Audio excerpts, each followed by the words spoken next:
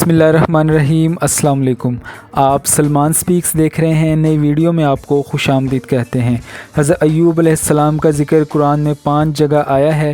حضرت ایوب علیہ السلام کا زمانہ حضرت ابراہیم علیہ السلام سے 100 سال پہلے ہے۔ حضرت ایوب علیہ السلام کا جائے مقام دمشق کا مشہور شہر بسنیہ ہے جو بحر طبریہ کے مشرق میں واقع ہے۔ چنانچہ قرآن پاک میں اللہ تعالیٰ نے ارشاد فرمایا، اور ایوب کو یاد کرو جس نے اپنے رب کو پکارا کہ مجھے تکلیف پہنچی اور تو سب رحم کرنے والوں سے بڑھ کر رحم کرنے والا ہے، تو ہم نے اس کی دعا سن لی، تو ہم نے دور کر دی جو تکلیف اسے تھی، اور ہم نے اسے گھر والے اور اتنے ہی ان کے ساتھ اور عطا کیے اپنی رحمت سے، اور بندگی کرنے والوں کے لیے یہ نصیحت ہے۔ حضرت ایوب علیہ السلام حضرت ابراہیم علیہ السلام کی اولاد میں سے تھے۔ آپ کا شجرہ نسب حضرت اسحاق علیہ السلام اور حضرت ابراہیم علیہ السلام سے جا ملتا ہے۔ حضرت ایوب علیہ السلام کی والدہ حضرت لوط علیہ السلام کی بیٹی تھی۔ آپ علیہ السلام کی زوجہ کا نام رحمت ہے جو حضرت یوسف علیہ السلام کے بیٹے افرائیم کی بیٹی تھیں۔ آپ علیہ السلام غریبوں کی بہت زیادہ مدد کرتے تھے اور مسلمانوں کا خوب اکرام کرتے تھے۔ حضرت ایوب علیہ السلام کے بال گھنگریالے، آنکھیں موٹی خوبصورت، شکل و صورت بہت خوبصورت، اور گردن چھوٹی، سینہ چوڑا، پنڈلیاں اور کلائیاں موٹی تھیں، اور آپ کا قد لمبا تھا۔ حضرت ایوب علیہ السلام بڑے مالدار تھے۔ آپ دمشق کے ایک پورے گاؤں کے واحد مالک تھے۔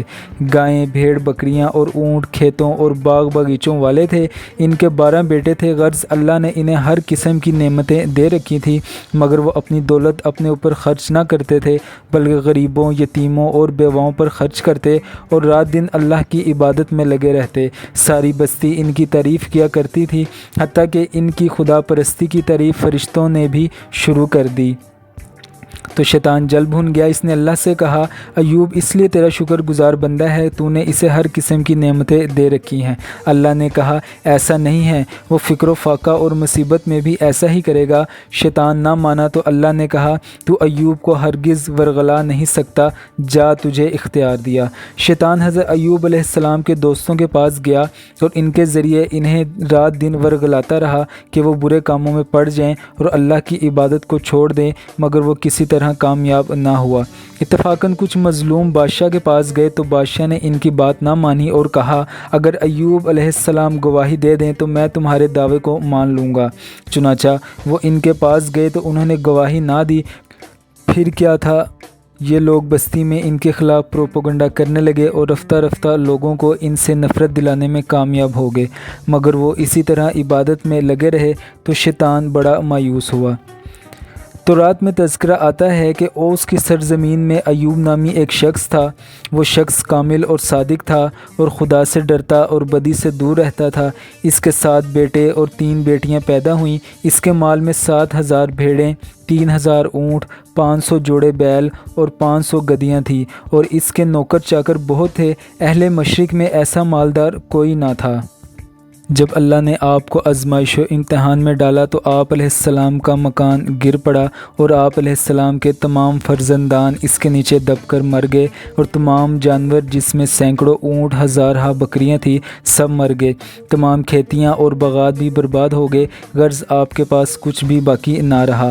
آپ کو جب ان چیزوں کے ہلاک و برباد ہونے کی خبر دی جاتی تھی تو آپ حمد الہی کرتے اور شکر بجا لاتے تھے اور فرماتے تھے کہ میرا کیا تھا اور کیا ہے، جس کا تھا اس نے لے لیا، جب تک اس نے مجھے دے رکھا تھا میرے پاس تھا، جب اس نے چاہا لے لیا، میں ہر حال میں اس کی رضا پر راضی ہوں۔ اس کے بعد آپ بیمار ہو گئے اور آپ کے جسم مبارک پر بڑے بڑے آبلے پڑ گئے۔ اس حال میں سب لوگوں نے آپ کو چھوڑ دیا، بس فقط آپ کی بیوی جس کا نام رحمت بنت افرائیم تھا، جو حضرت یوسف علیہ السلام کی پوتی تھی، آپ کی خدمت کرتی تھی۔ سالہ سال تک آپ کا یہی حال رہا۔ آپ آبلوں اور پھوڑوں کے زخموں سے بری تکلیف میں مبتلا ہو گئے، بلکہ آپ علیہ السلام کے بدن پر کچھ آبلے اور پھوڑے پھنسیاں نکل آئی تھیں، جن سے آپ برسوں تکلیف اور مشقت جھیلتے رہے اور برابر صابر و شاکر رہے۔ پھر آپ نے بحکم الہی اپنے رب سے یوں دعا مانگی، اپنے رب کو پکارا کہ مجھے تکلیف پہنچی اور تو سب مہربانی کرنے والوں سے بڑھ کر مہربان ہے۔